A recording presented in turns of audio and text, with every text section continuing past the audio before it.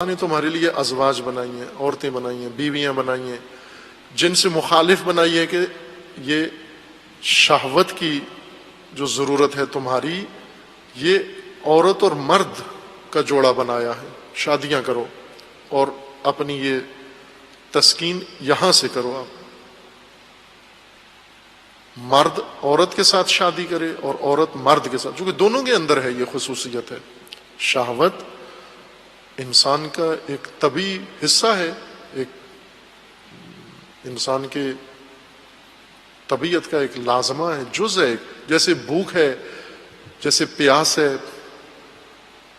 اسی طرح سے یہ بھی ایک خصلت ہے انسان کے اندر، اس کی بھی انسان کو ضرورت پڑتی ہے۔ جیسے بھوک لگتی ہے کھانا طلب کرتا ہے، پیاس لگتی ہے، معیوب بات نہیں ہے۔ جب پیاس لگتی ہے تو اس میں کچھ شرم کی بات ہے، چھپائے کہ مجھے پیاس لگ گئی ہے۔ بھوک لگتی ہے، چھپانے کی بات ہے کہ مجھے پیاس لگی ہے، بھوک لگی ہے، بتاتا ہے۔ اسی طرح جب انسان بالغ ہوتا ہے، اس کے اندر یہ حس پیدا ہوتی ہے، یہ احساس پیدا ہوتا ہے، یہ بڑھتا ہے، اور اس کو ضرورت پیدا ہوتی ہے کہ اب اس کی ازدواج ہو تو شادی کرے۔ دین کا اصول ہے کہ شادی کرے اور اس میں شرم نہ کرے۔ اس میں کیوں شرم آتا ہے؟ بتائے، اپنے گھر والوں کو کہے کہ اب ضرورت ہے مجھے، شادی کرے۔ لیکن ہمارا معاشرہ اس باب میں بہت منافق ہے، بہت منافق معاشرہ ہے۔ بچے، ماں باپ کو یقین ہے کہ بچے غلط کام کر رہے ہیں، شہوت رانی کر رہے ہیں، چونکہ عمر ان کی ایسی ہے، پھر حالات ایسے ہیں، پھر ماحول ایسا ہے، ان کی دسترس میں فساد ہے، ان کی اپروچ میں فساد ہے، ان کے تعلقات پہ کوئی پابندی نہیں ہے، نظارت نہیں ہے، تو یہ یقیناً مبتلا ہے۔ لیکن اگر یہی بچہ جو روزانہ فساد کر کے آتا ہے، ایک فساد کیا ہے کہ ناجائز تعلقات نامحرم کے ساتھ، تعلیمی ادارے میں، کوچے میں، بازار میں، دکان میں، سر عام رابطے میں، ماں باپ کو پتہ ہے، دونوں کے ماں باپ کو پتہ ہے، لڑکی کے ماں باپ کو پتہ ہے، لڑکے کے ماں باپ کو، آنکھیں بند کیے ہوئے ہیں۔ اگر یہی دونوں آ کر گھر میں کہہ دیں گے ہمیں شادی کرنی ہے، انہیں کہتے ہیں بے شرم۔ شادی کا کہے تو بے شرم، ناجائز تعلقات آپس میں رکھے تو یہ بڑے اچھے بچے ہیں ہمارے۔ اگر یہی روزانہ جو فاسد تعلقات میں مبتلا ہیں، ان کو کہو ہم نے شادی کروانی ہے، یہ کہیں ابھی ہم نے نہیں کرنی، کہتے ہیں کتنا اچھا بچہ ہے ہمارا، جوان ہو کر بھی شادی نہیں کرتا۔ یہ منافقت ہے، نیچے کچھ اور ہے، تہ میں اوپر کچھ اور ہے، ظاہر کچھ اور ہے، پیچھے کچھ اور ہے۔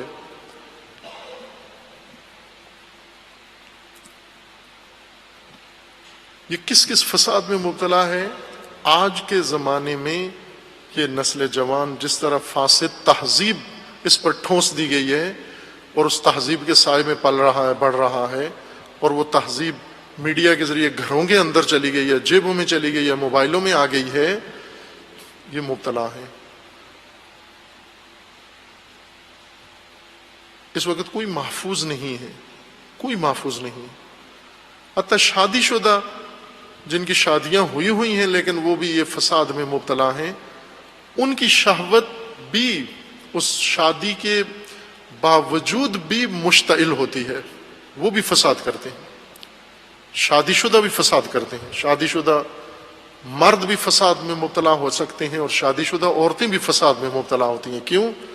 اس لیے کہ وہ اشتعال انگیزی ہوتی ہے، باوجود اس کے کہ شادی شدہ ہیں، اشتعال زیادہ ہے، شعلہ زیادہ ہے شہوت کا، وہ تسکین نہیں پاتا، لہذا نامحرم کے ساتھ پھر دونوں منسلک ہوتے ہیں، فساد کرتے ہیں دونوں۔ اس سے بھی زیادہ ایک فاسد ترین عمل جو انجام دیتے ہیں، جو بہت تباہ کرتا ہے، ان کو ہر پہلو سے تباہ کر دیتا ہے، وہ استمناء ہے، اپنے ساتھ شہوت رانی۔ ایک ہے نامحرم کے ساتھ شہوت رانی، ایک ہے مرد کی مرد کے ساتھ شہوت رانی، عورت کی عورت کے ساتھ شہوت رانی، اور سب سے گندی شہوت رانی اپنے ساتھ شہوت رانی۔ یہ وہ چیزیں ہیں جس وجہ سے شہوت کو تسکین دے رہے ہیں، اور مبتلا ہو کے اور اپنے آپ کو گمراہی میں بھی اور جرم میں بھی اور معصیت میں بھی اور ہر پہلو سے اپنے آپ کو نابود کر رہے ہیں۔ انہیں اگر شادی کا کہو کہتے ہیں نہیں وہ شادی ابھی پیسے نہیں ہیں، شادی کے لیے ابھی گھر نہیں ہے، ابھی نوکری نہیں ہے، ابھی تعلیم جاری ہے، ابھی فلاں ہے، ہزار بہانے شادی نہ کرنے کے لیے کرتے ہیں، لیکن ایک بہانہ فساد سے بچنے کے لیے نہیں کرتے، ایک بہانہ، ایک قدم فساد سے روکنے کے لیے نہیں کرتے۔ ایک جو جرم مغربی تہذیب میں باقاعدہ رسماً قانوناً شامل ہو گیا ہے، ان کے زندگی کا حصہ بن گیا ہے، وہ مرد کی مرد سے اور عورت کی عورت سے شادی، وہی قوم لوط جس کے اندر مبتلا تھی۔ حضرت لوط نے خدا کا فرمان، اب دیکھیں اطاعت یہاں موتی معاشرہ کون سا ہے اور نافرمان معاشرہ کون سا ہے۔ جو بلوغ کے بعد شادیاں کر لیتے ہیں یہ موتی ہیں، یہ اللہ کے اطاعت گزار ہیں، لیکن جو شادیاں نہیں کر رہے کیونکہ نوکریاں نہیں ہیں، شادیاں نہیں کر رہے چونکہ اچھا رشتہ نہیں ہے، فساد کے لیے اچھا گھر نہیں ڈھونڈتے ہو، فساد کے لیے اچھا آگے رقیب نہیں ڈھونڈتے ہو، وہاں تو جو ملے، شادی کے لیے اچھا گھر ڈھونڈ رہے ہیں۔ اچھائی سے مراد کیا ہے آپ کی؟ کس کو اچھا گھر کہتے ہو؟ اب یہ جو پاکیزہ ہے جہاں شرم و حیا ہے، یہ اچھا گھر ہے، یہ اس سے اچھا گھر اور کیا چاہیے؟ اچھائی رنگت میں ڈھونڈتے ہو، اچھائی پیسوں میں جا کے ڈھونڈتے ہو، اچھائی ان دنیاوی معیاروں سے ڈھونڈتے ہو، اچھائی چہرے پہ ڈھونڈتے ہو، اچھائی آنکھوں میں ڈھونڈتے ہو، اچھائی ناک میں ڈھونڈتے ہو، آپ ناک میں اچھائی خدا نے رکھی ہوئی ہے۔ جن کے دل اچھے ہیں، جن کے نفوس اچھے ہیں، جن کے نیتیں پاک ہیں، جن کے اذہان پاک ہیں، جن کی تربیت پاک ہے، یہ اچھائی ہے، اس کو نہیں، اس طرف نہیں جاتے۔ اس وجہ سے یہ معصیت کا میدان کھلتا ہے۔ انبیاء یوں نہیں کہ صرف مسجدوں میں اکٹھا کر کے لوگوں کو نمازیں پڑھا کے درس دے کے پھر کہیں ٹھیک ہے یہ اطاعتی لوگ ہیں، نہ عزیز من، اگر گھروں کے اندر، مارکیٹوں میں، بازاروں میں، دفتروں میں شہوت رانی ہے، ہوس رانی ہے، مطیع نہیں ہو سکتے ہو، امام کرتے ہو جھوٹ بولتے ہو، اولی الامر کہتے ہو جھوٹ بولتے ہو، اطاعت نہیں کرتے ہو، اطاعت کر بھی نہیں سکتے ہو، کیوں کہ شادی نہیں کی ہے تم نے، شہوت رانی میں تم مبتلا ہو، اور شہوت رانی بھی بری شہوت رانی۔ 3 گناہ کرتا ہے انسان اگر اطاعت نہ کرے۔ اطاعت کرے، اطاعت کس میں ہے کہ تمہاری ضرورت ہے، جیسے کھانا تمہاری ضرورت ہے، خوب حلال کا کھانا کھاؤ۔ اللہ تعالیٰ نے فرمایا ہے کہ حرام مت کرو، جو اللہ نے حلال قرار دیا اسے حرام مت کرو۔ اطاعت یہ ہے کہ جو اللہ نے طیبات، جو اللہ نے پاکیزہ چیزیں کھانے کے لیے مقرر کی، ان سے استفادہ کرو۔ آپ ایسی روحانیت، صوفیت کیوں اختیار کرتے ہو کہ حلال اپنے لیے حرام قرار دیتے ہو؟ قسمیں کھا کے اپنے لیے حرام کیوں قرار دیتے ہو؟ اسی طرح جب شادی کی عمر ہے، آپ سمجھ تو ضروری نہیں ہے کہ انسان کے اندر مشتعل شہوت ہو، نہ، بعض ممکن ہے ان کے اندر نہ ہو یہ اشتعال، کافی عمر بھی ہو جائے تو بھی نہ ہو اشتعال، اس کا اپنے اوپر کنٹرول ہو، ٹھیک ہے۔ یہ اگر تاخیر کر رہا ہے، ٹال رہا ہے، چونکہ گناہ بھی نہیں کر رہا، معصیت بھی نہیں کر رہا، دباؤ میں بھی نہیں ہے، نہیں کر رہا، تو ٹھیک ہے، اس کے لیے کوئی ضروری نہیں ہے کہ وہ بھی زبردستی کرے، وہ جب پسند کرے کر لے شادی۔ لیکن ایسا نادر اتفاق ہو سکتا ہے اس زمانے کے اندر، بہت نادر ہو سکتا ہے کہ ایک انسان کی عمر بھی گزر جائے اور پھر عموماً اس منافقت کے ماحول میں در پردہ سب کچھ ہو رہا ہوتا ہے، روئے پردہ کچھ بھی نہیں کرنے دیتے، چونکہ بے شرم ہو جاتا ہے آدمی، بے حیا ہو جاتا ہے، یا فوراً ماں باپ ناراض ہو جاتے ہیں، تجھے ہمارا خیال ہی نہیں ہے، ابھی تو تجھے پڑھایا ہے، بڑھایا ہے، نوکری کرنی ہے، ابھی تو ہمیں تم نے حج کرانا ہے، بہنوں کی شادیاں کرنی، پھر تیری ہوگی۔ وہ ویسے شرمندہ ہو جاتا ہے ان کے سامنے کہ وہ بات تو ٹھیک کہتے ہیں، بوڑھے ہیں، انہوں نے مجھے پڑھایا ہے، اب میں اتنا کما کے دوں ان کو، پھر یہ میری شادی کا سوچیں گے۔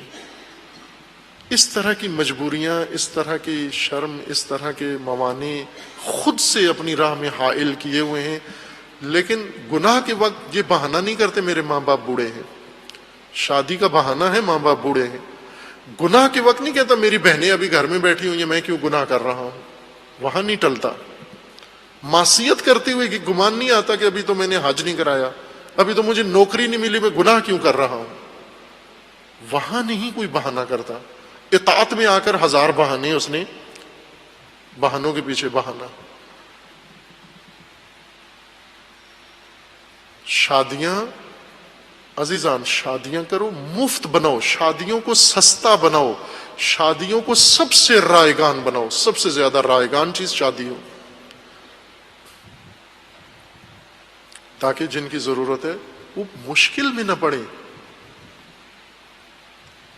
کم از کم ضروریات زندگی انہیں دو. نہیں الگ سے دے سکتے، اپنے ساتھ رکھ لو. شادی کر کے جو برتنوں میں خود کھاتے ہو وہ بھی دو. ضروری تو نہیں کہ دلہن کے لیے نیا ڈھونگا ہونا چاہیے، پرانے ڈھونگے میں پھنس جائے گا لقمہ اس کا. اسی دیگچے میں پکے اس کے لیے بھی پکے، اسی ڈھونگے میں اس کے لیے پکے، اسی برتن میں وہ بھی کھائے. جس میں گھر میں کھاتی تھی سسرال میں آ کے بھی وہی کھائے. برتن تو ہیں، پہلے چارپائیاں بھی ہیں، بستر بھی ہیں. نہیں اگر دے سکتے، یہ ان کے لیے جو نہیں دے سکتے اس وجہ سے بہانا ہے، تو نہ مانگو، نہ دو. ضروری تو نہیں ہے یہ سب کچھ دینا، لیکن ان کو گناہ سے، معصیت سے، عذاب سے روکو کہ یہ آفت نازل ہوگی. یہ نمونہ ہے جو حضرت نوح کی قوم کا ہے. اطاعت نہیں کر رہے ہو.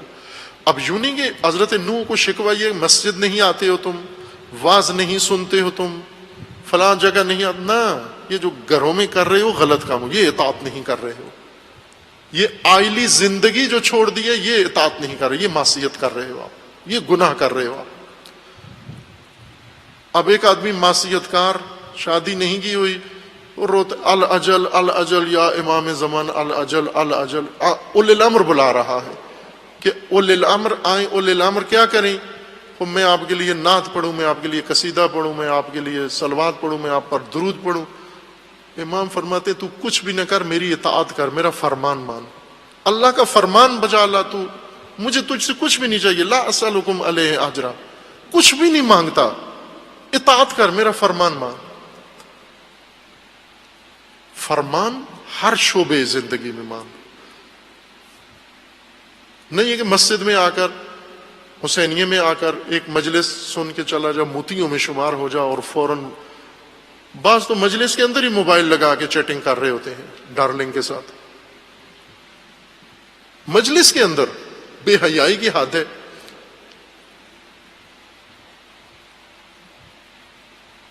فوٹو نامحرم کا جیب میں رکھا ہوتا ہے، اپنے پیج پہ لگایا ہوتا ہے، اپنے البم میں رکھا ہوا ہے، اپنے واٹس ایپ پہ رکھا ہوا ہے. 1000 کے ٹیلی فون نمبر لگے ہوئے ہیں، اور ادھر یا امام یا امام یا اولی الامر کر رہا. 1000 نامحرموں کے ساتھ رابطہ ہے.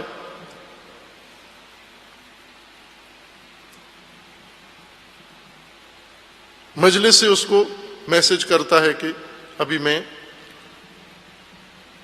امام کی مجلس میں ہوں، ابھی میں. یہ کیسا موتی ہے؟